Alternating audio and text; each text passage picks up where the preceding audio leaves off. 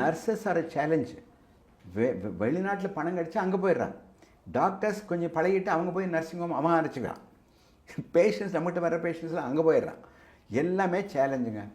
Health இன்சூரன்ஸுன்றது வந்து எந்த அளவுக்கு ரொம்ப அவசியம் சார் இன்னைக்கு இருக்கக்கூடிய இளைஞர்களுக்கு? மோட்டார் பைக் வாங்கி ரோட்டில் போகணுன்னா 5000 ரூபா செலவு பண்ணணும் காம்ப்ரஹென்சிவ். அதான 1 லட்சம் 1.5 லட்சம் ரூபா மோட்டார் பைக், 5000 இன்சூரன்ஸ். இல்லைன்னா உள்ளே விட மாட்டேங்கிறான். காருக்கு 50,000 இன்சூரன்ஸ். அது பெரிய காரணம் 1 லட்சம் இன்சூரன்ஸ் போடுறாங்க. உங்கள் உடம்புனுடைய விலை 3 கோடி. நான் சொல்கிறேன், ஹார்ட்னுடைய விலை 50 லட்சம் மாற்றணும்னா, லிவர் மாற்றணும்னா 50 லட்சம், ஜாயிண்ட் எல்லாம் மாற்றணும்னா ஒரு 3 கோடி செலவாகுது. அது நிறைய சம்பாதிக்கிற அந்த அவர் விலை 60 கோடி ஆகும். ஏன்னு கேட்டிங்கன்னா அவர் நம்பி தான் அந்த ஃபேக்ட்ரியே ஓடுது.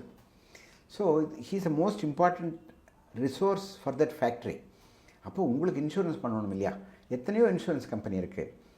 ஒரு 10 லட்சத்துக்கு இன்சூரன்ஸ் பண்ணணுன்னா 10,000 தான் கட்டணும். 1 கோடி ரூபாய்க்கு இன்சூரன்ஸ் பண்ணிக்கோங்க, 20,000 தான் ஆகும் செலவு. உங்கள் ஃபேமிலி எல்லாத்துக்குமே இன்சூரன்ஸ். சார், இன்சூரன்ஸ் பண்ணாமல் வண்டி ஓட்ட முடியாது. இன்சூரன்ஸ் பண்ணாமல் வாழ்க்கை நடத்த முடியாது. எல்ஐசி இன்சூரன்ஸ் பண்ணால் நீங்கள் அசம்பாவிதத்தில் காணாமல் போயிட்டீங்கன்னா பணம் கிடைக்கும். 50 லட்சமோ 1 கோடியோ கிடைக்கும்.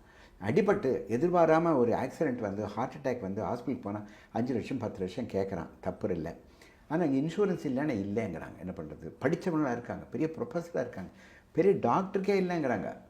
அது எப்படி ஒரு இக்னோரன்ஸ் இருக்கலாம்? இன்சூரன்ஸ் இல்லைன்னா வெளிநாட்டில் வேலையே கிடைக்காது. ஃபஸ்ட்டு எங்கள் ஹாஸ்பிட்டலில் என்ன பண்ணுறோம்னா, வந்த ஃபஸ்ட்டு 1 வீக்கில் 1 மந்தில் வர சம்பளத்தில் 3000 நான் பிடிச்சிக்கிறேன். ஆக்சிடென்ட் இன்சூரன்ஸுக்கு 1 லட்சத்துக்கும் மெடிக்ளைம் இன்சூரன்ஸுக்கு 2 லட்சத்துக்கு நான் பிடிச்சிக்கிறேன். ஆரம்பத்திலே பிடிச்சிக்கிறேன். இல்லைன்னா என்ன ஆகும்னா அவங்க கன்செஷன் கேட்பாங்க. கையிலேருந்து பணத்தை கடன் வாங்கி கட்டுறாங்க. நான் ஒரு 50,000 குறைக்கணும், அவன் 50,000 கட்டணும். வேஸ்ட்டு. 5000 கட்டியிருந்தால் உனக்கும் பணம் மிச்சம். Sir, insurance is a must இந்த ப்ரெசன்ட் டே மெடிக்கல் சினாரி. ஒரு 25 வயதுடைய இளைஞர் அவருடைய மாத சம்பளம்ன்றது வந்து 1 லட்சமாக இருக்குன்னு வச்சுப்போம்.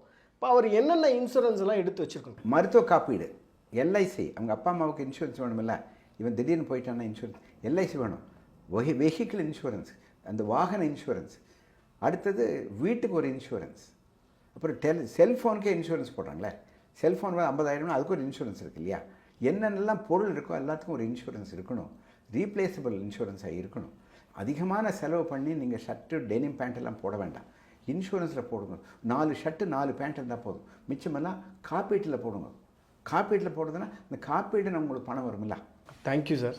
வண்டர்ஃபுல். God bless you.